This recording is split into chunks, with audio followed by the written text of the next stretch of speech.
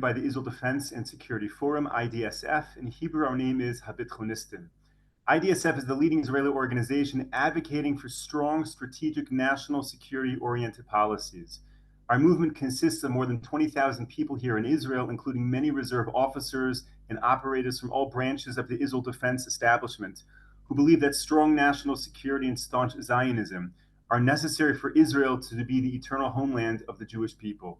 Thank you to all of our viewers and supporters for tuning into these war briefings. It is so important that we are able to share these updates and analysis with you. We are joined today by Brigadier General Amir Avivi, founder and chairman of IDSF. General, it's great to have you with us. And yesterday you had so much amazing material to share. You were on the road. We went in and out a little bit, so maybe we can review some of that today and go in greater detail. So to start with, what can you share with us about what's happening in the war right now? Well, some interesting updates.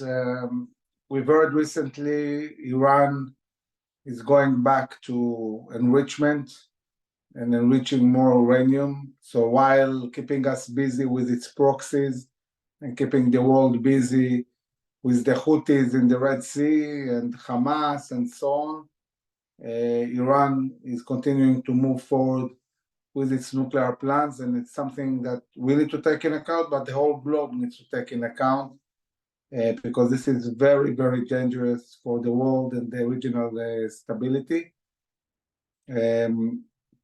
We see still the Houthis active in the Red Sea. We saw also an Iranian attack on a tanker near India, which was on its way actually to India, not towards Israel.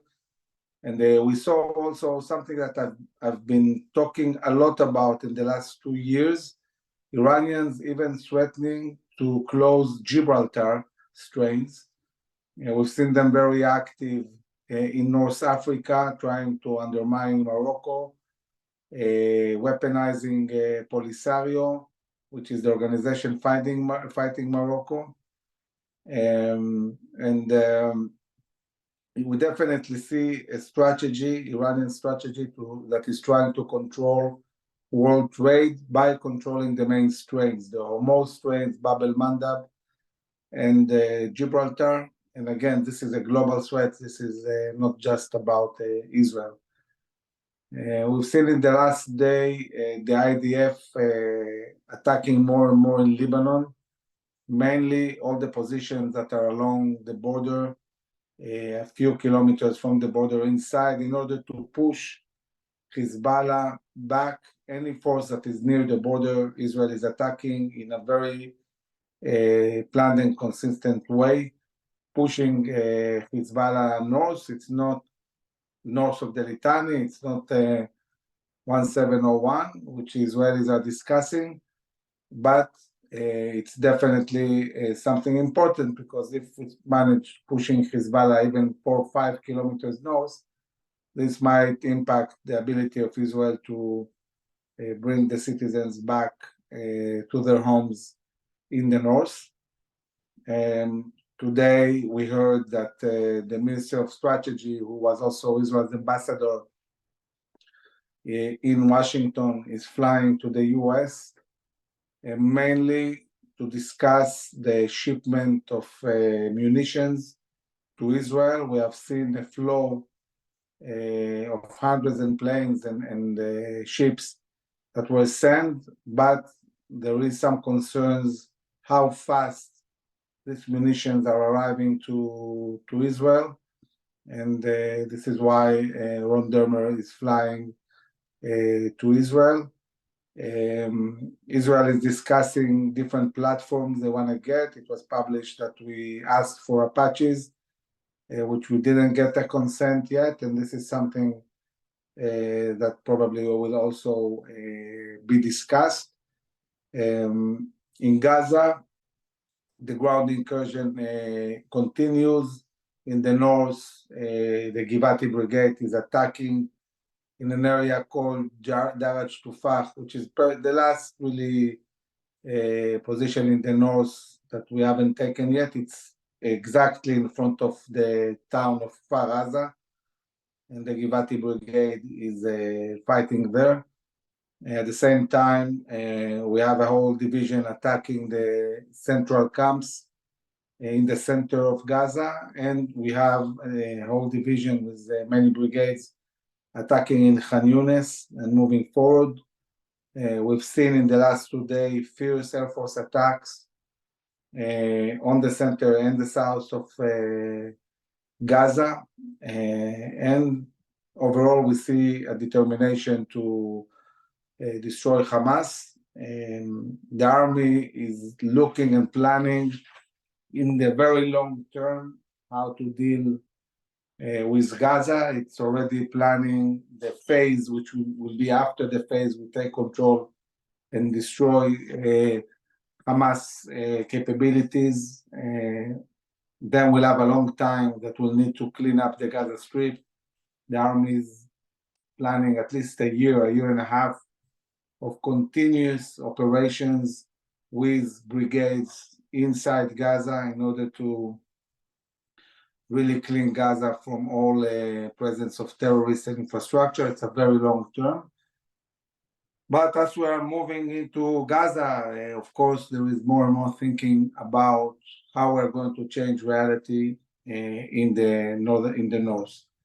There is a lot of talk about deal of hostages. There was a Egyptian suggestion. Nothing concrete is happening at the moment. At the moment, we're concentrated on the attack. Maybe when we really pressure existentially Hamas enough, then they will be willing to negotiate some short ceasefire. But Israel is saying clear, we're not going to stop until Hamas will be destroyed. At best, we'll have a few days of ceasefire as we did before, but not anything than that. There is a lot of misinformation on the media. Occasionally, we also see irresponsible ex-generals or politicians trying to discourage the Israeli society and the army. And one of the important things the IDSF is doing is really empowering both the society, the army, and the cabinet to continue and do the job and get the job done and destroy Hamas in Gaza, and also be ready to deal with the big challenge we have in the north with Hezbollah. So Moshe, if you wanna address questions, that would be a good opportunity. Okay, so I want to review something you spoke about, I think yesterday, but again, because of the reception, it's worthwhile reviewing. In terms of Gaza citizens leaving Gaza, to what extent do you see that as a possibility, other countries opening up their borders if Egypt won't, and they start emigrating out of Gaza? Do you see that as a realistic opportunity for the Gazans to restart their life somewhere else? So I think that we are witnessing a huge change in Israel's government and society approach to Palestinians emigrating, Gazans in this case, by force, but people who want to emigrate, encouraging that. And the government is doing all sorts of plans. They are talking to different countries. There are several countries, including Arab countries, Canada, Turkey, who are willing to receive migrants from Gaza. And of course, there is the issue of Egypt and its willingness to open the border. Eventually, I don't think they will have any choice. They will have to open the border for people who want to go out. And I think that when many Gazans, because of the terrible situation in Gaza, because also of the understanding that they're going to be ruled by Israel for a long time, this is something that I think encourages many of them to leave. And as long as people want to live, I think we should facilitate it. And it's not only I think, the government thinks so, the society, the vast majority of the Israeli society thinks that the long-term solution is enabling as many Gazans as possible to emigrate.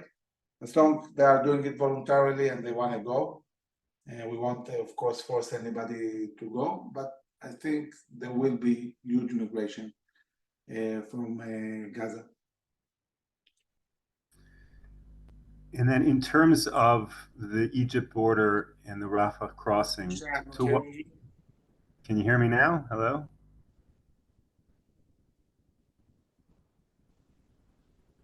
The Egypt border. Danny, are you on the call? Can you hear me?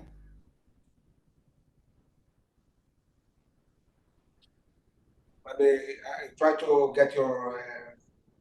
One second. I can hear Yeah. you. Okay. Can you talk again? Yes. Moshe? Okay. The denser population now of Gazans on the southern border with Egypt and Gaza. How is the IDF going to clear that area of Hamas terrorists? So it's going to be challenging. I think that at a certain point, we'll have to move the people from Rafah to the coastal area of Gaza, and maybe also not just in the south where Gush Katif was, maybe also to the center, so move them to the coast area. This is if we don't manage to really make the Egyptians open the border. But we are not at this stage now. At this stage, we are focused on the ground incursion in the center of Gaza and in Khan Yunis, where all the leaders of Hamas are hiding. And there is a huge effort to really find the leadership of Hamas and destroy them or apprehend them. And of course, this can have a huge impact on the issue of the hostages. One of Israel's very clearly stated goals is to destroy Hamas so that it doesn't exist again. But what does that mean? Does that mean all of the leaders need to be destroyed? I mean, at what point can you say Hamas has been destroyed if you still have people who ideologically are connected with Hamas or Hamas leadership outside of Israel? So when can Israel check off the box that Hamas has been destroyed? Well, it's destroying the leaders, definitely, including the leadership which is outside Israel. And this we understand. This might take a long time. It can take years. But in Gaza, it won't take years. In Gaza, it can happen in the coming months, 2, 3. It's dismantling the governmental and military capabilities of Hamas. This doesn't mean that in the short term you won't have terrorists around Gaza. It means they don't have command and control. They don't have any structure.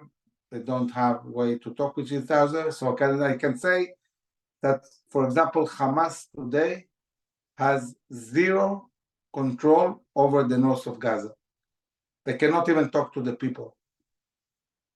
So you have maybe, I don't know, 1,000, 2,000 terrorists hiding maybe in tunnels or moving around the northern part of Gaza. This is the estimation of the IDF, but they cannot talk to anybody. What we see is occasionally 2, 3 terrorists or one trying to launch an attack. This is not companies, it's not battalions, it's not brigades. And this reality needs to exist all over Gaza, in the north, in the center, and in the south. And then we can say we destroyed governmental and military force. And of course, it's destroying the leadership. This is what we need to do. And this can be achieved in a month or 2. This is something that doesn't need to take years. Afterwards, dismantling everything and changing the whole reality of Gaza, this will take time. Let's move from Gaza to a question about Yehuda v'Shomron. Thank you, of course, to all of our viewers who are sending in questions in the chat or who bombard me with questions during the week. And very often people ask about Judea and Samaria, Yehuda v'Shomron, and settler violence. Are you able to address the settler violence issue, if there is an issue, and also the potential issue of Palestinians returning to work in Yehuda v'Shomron and the issues that could create? Two different issues there. Yes, we have in Judea and Samaria more than 500,000 Israeli citizens, law-abiding Israeli citizens who contribute to the society, regular citizens like any citizens in any other place. By the way, in huge numbers, these citizens are now fighting in Gaza. Many of them left their homes on the 7th of October and went to help their brothers and sisters in the kibbutzim and fight Hamas.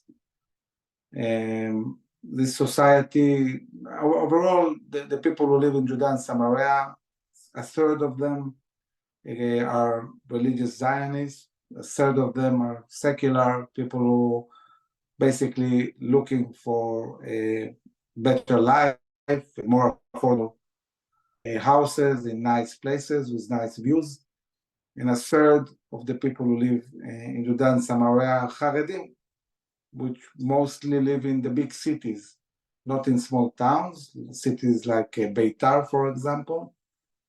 From all these 500,000 people, you have a group, I don't know, maybe 10, 20, 30 people that are people who live in places very close to Palestinian towns and are struggling with the Palestinians.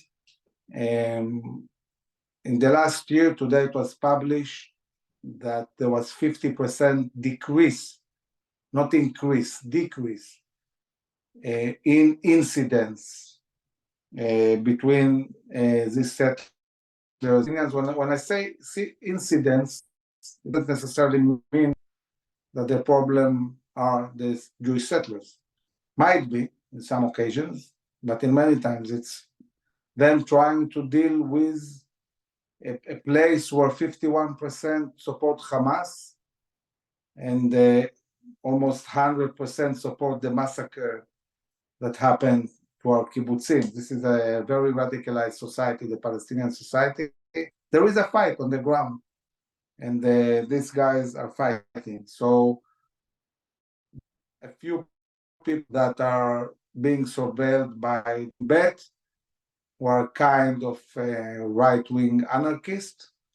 But if you ask me, okay, this phenomena, is it a large phenomena? The answer is no, it's not at all.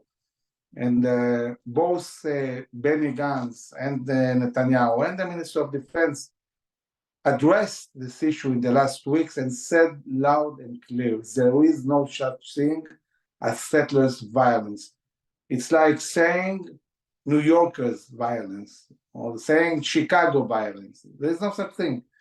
In any town or in any state or in any area, always you have a group, small group that is not really law-abiding. I can say that we did a research at the time that showed that talking about Jewish society, in Tel Aviv, there are 2.5 times more violence than in Judea and Samaria. So what are we supposed to say? That there is something called Tel Aviv violence? I guess not. Because there is no such thing as settlers' violence. And now we have to understand that this name, settlers' violence, is not by chance. This is a whole campaign, orchestrated campaign, to try to delegitimize Jews who live in Judea and Samaria. This is the whole thing, trying to delegitimize a whole society of strong Zionists who want to settle the land of Israel. And I'm saying it as a general in IDSF. Without them settling Judea and Samaria, Israel will not exist. For us, being in Judea and Samaria, it's an existential issue. We have 500,000, we need 3 million, 4 million. in Judea and Samaria. And I think that we and this is what we deal all the time in IDSF, how to settling, how to solve on one hand, and on the other hand, how to bring those solutions that will enable the Palestinians who live in these areas to have self-governance and conduct their everyday life and according to international law. Thank you, General. That was a very important answer, and I think we need to take the answer that you just said, put it into a small clip, and share it far and wide with all of our friends in Judea and Samaria and all the people who keep asking about this question. That was a very important answer. Thank you. We have a great honor to have Danny Seaman with us right now. Danny, of course, is no stranger to our briefings. He's the former director of the Israel Government Press Office. And Danny, I have an important question for you, which is very timely. I know you follow the media, you follow what's happening in many different publications. On Sunday, the New York Times published an op-ed penned by the mayor of Gaza City. And then yesterday, I think it was the Wall Street Journal printed a piece by Prime Minister Netanyahu. My question to you, Danny, is who do you think is winning the media war? Is it Hamas or is it Israel? Well, by sheer numbers, they obviously win, because if you take media and you consider also social media, then you have a 10-to-1 advantage just by sheer numbers on their side. And then if you have the media as of itself, the mainstream media, then of course you have those who have been shrills for the Arab propaganda and what they so-called Palestinian propaganda. The fact that they give a platform, the New York Times gives a platform to a mayor of Gaza who is a Hamasnik himself, speaks volumes. So in that level, yes, but the truth may take a little longer, but eventually the truth comes out. And you can see their demonstrations, you can see everything they're doing, you see their postings on social media, but the bottom line is that a majority of the population in the Western world still side with Israel and understand what Israel is doing, because you can make up a lot of stuff, but eventually you can't hide the truth. And the truth is very simple. They are a terrorist entity, anti-democratic, supported by anti-democratic forces around the world, committed horrendous acts of violence against civilians, violated every aspect of international law and of humanity. And it doesn't matter how many people support them, they still are in the wrong. And most people understand that. So when it comes down to it, eventually, it will be an Israeli victory, just there as it will be on the battlefield. I hope that day comes very soon. So you've been in the press office, you know how the IDF spokesperson office works, and not too long ago, we had the tragic incident where 3 hostages were mistakenly identified as Hamas terrorists and killed by IDF soldiers in Gaza. This story then was fuel for people who are trying to delegitimize the IDF, trying to put pressure on the government. So my question to you is, this happened in Gaza in a military zone. How does the story come to light? Why does the story come to light? Why does the IDF just not keep it quiet for the next 6 months and then let it come out later? How does that happen? Well, in the past, you could keep these things quiet because you had a separation between the battlefield and the information coming out.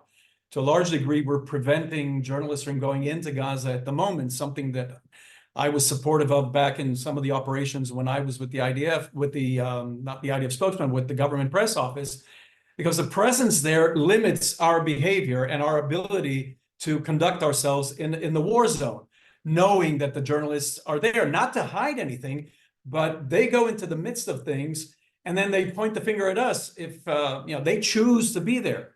And no battlefield is clear of mistakes. I was a paratrooper in my service. I served in the war in Lebanon back in 1982. And our first casualties, we suffered from our own Air Force in the battle in Damour, where they were not aware of the fact we were supposed to get in and through the city. And the next day, the Air Force was supposed to hit the city there.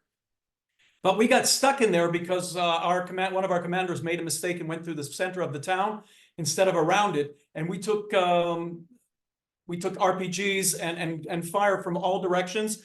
The APC in front of me was hit. The tank behind me was hit. I was able to get through with only half of our company. So most of the battalion were still in there. And the next day, our Air Force dropped bombs against the terrorists, but we were there and suffered the consequences of that as well. But this happens in every military, in every conflict. They call it friendly fire. No fire is friendly. But that is what happened. We try to limit that as much as possible. So that's the battlefield and mistakes made there. The other thing is the information coming out of there. And we know that you can't hide that. And worse than the information coming out is rumors spreading. And that can affect two things. First off, the credibility of the IDF. And second, and more importantly, the